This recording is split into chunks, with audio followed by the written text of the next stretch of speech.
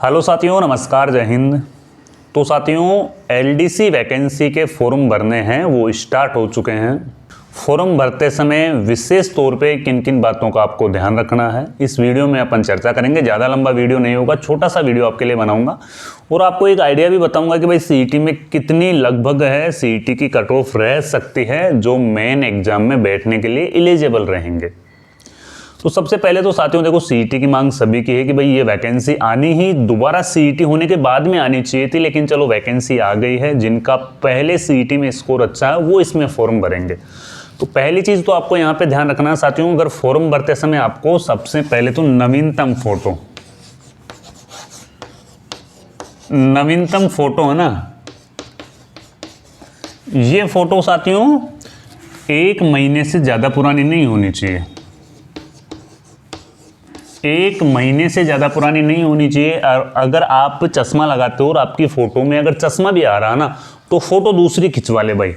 चश्मा वाली फ़ोटो नहीं चलेगी। फ़ोटो फ्रेश यानी कि होनी चाहिए, चेहरे पे ऐनक नहीं होनी चाहिए। चश्मा वाली फ़ोटो है वो नहीं चलेगी। 1 महीने से ज़्यादा पुरानी फ़ोटो नहीं लगाएं, यानी कि नवीनतम फ़ोटो का दे रखा तो 1 महीने से ज़्यादा पुरानी फ़ोटो नहीं लगाएं। और इसके अलावा अगर आप देखते हो तो बॉडी मार्क, दो आपके चेहरे पर है ना, चेहरे पर निशान, ऐसे निशान बताने हैं आपको जो विजिबल हो, यानी कि चेहरे पर निशान, जैसे कि किसी के कान पे लग रही है या किसी के नाक पे कुछ चोट है या कोई भी जो आपके चेहरे पे कुछ हल्की फुल्की चोट है, तो वो विजिबल चोट आपको ऐसी बतानी है। चेहरे पे जो आपके निशान हो वो इसमें आपके फॉर्म भरते टाइम पे आपको क्या है, शो करनी होगी।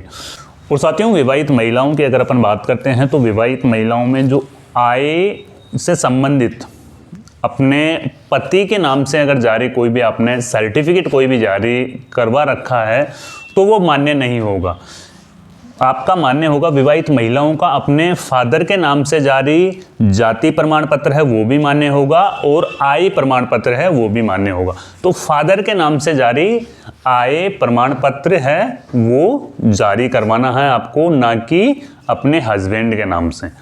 और साथियों, अगर अपन बात करते हैं विधवा महिलाओं के लिए, यहाँ पे आरक्षण की बात करते हैं तो 8% आरक्षण विधवा महिलाओं को है। 2% आरक्षक है जिनका डिवोर्स हो चुका है, यानी कि तलाकशुदा महिलाओं को है। और 12.5% आरक्षण है यहाँ पे एक्समैन को 12.5% का आरक्षण एलडीसी की वैकेंसी में दिया गया है। साथियों, आयु सीमा भी काफ़ी है, 18 साल से 40 साल तक फॉर्म भर सकते हैं। तो लगभग काफ़ी संख्या में आवेदन आएंगे जिनकी सीईटी क्लियर है। अब आवेदन तो कितने भी आए, लेकिन यहाँ पे आपके 60 से 62 हज़ार के आसपास में हैं, 62 से 63 हज़ार के आसपास में हैं। यहाँ पे टोटली जो सीईटी में क्वालिफाई होंगे ना कैंडिडेट्स, वो 62-63 हज़ार के आसपास में कैंडिडेट्स है वो क्वालिफाई होंगे और वही मेन एग्जाम में है एलडीसी वाली में बैठ पाएंगे। साथियों, अपन अगर यहाँ पे सिलेबस की बात करते हैं, पाठ्यक्रम की अगर अपन यहाँ पे बात करते हैं, एलडीसी वैकेंसी का पाठ्यक्रम की बात करते हैं तो इसमें दोस्तों 2 पेपर आता है। पहला तो होता है पेपर फर्स्ट, दूसरा होता है पेपर सेकंड। और 2 पेपर होने के बाद में साथियों तीसरा स्टेप होता है यहाँ पे टाइपिंग टेस्ट और फिर 4th स्टेप होता है आपका डॉक्यूमेंट्स वेरिफिकेशन, यानी पेपर फर्स्ट, पेपर सेकंड, इसके बाद में है टाइपिंग टेस्ट और फिर इसके बाद में है डीवी और फिर 5वां स्टेप आता है आपकी कट ऑफ।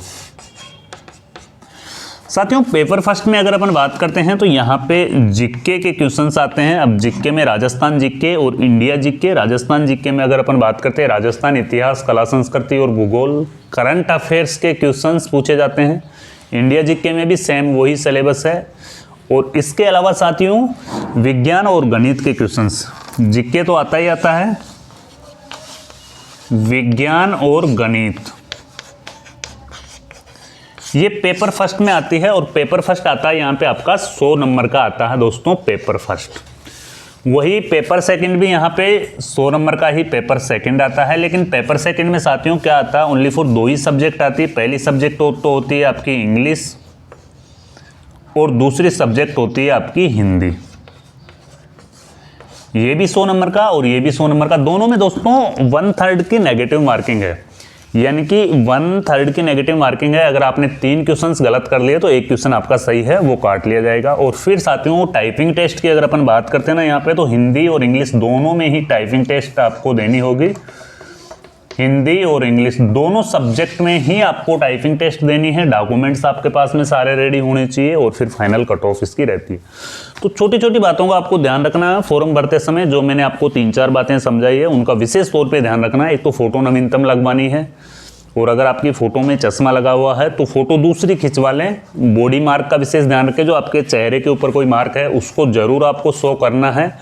और जो ये प्रमाण पत्रों के बारे में मैंने आपको बताया महिलाओं से संबंधित, इनका भी आपको विशेष ध्यान रखना है। साथियों आपको राजस्थान इतिहास, कला, संस्कृति और भूगोल के अगर नवीनतम नोट्स चाहिए तो आपको ये जो दिए हुए नंबर्स है इन पे आपको व्हाट्सएप में LDC लिख के भेजना है। आपको व्हाट्सएप करना है और LDC लिख के भेजना है। आपको कम से कम प्राइस में साथियों आपको इन तीनों सब्जेक्ट के नोट्स है वो अवेलेबल होंगे। आने वाले टाइम में और भी सब्जेक्ट के मैं नोट्स लेके आने वाला हूं, लेकिन फिलहाल मेरे पास 3 सब्जेक्ट के नोट्स है। तो तीनों सब्जेक्ट के नोट्स आपको कम से कम प्राइस में साथियों देने वाला हूं मैं।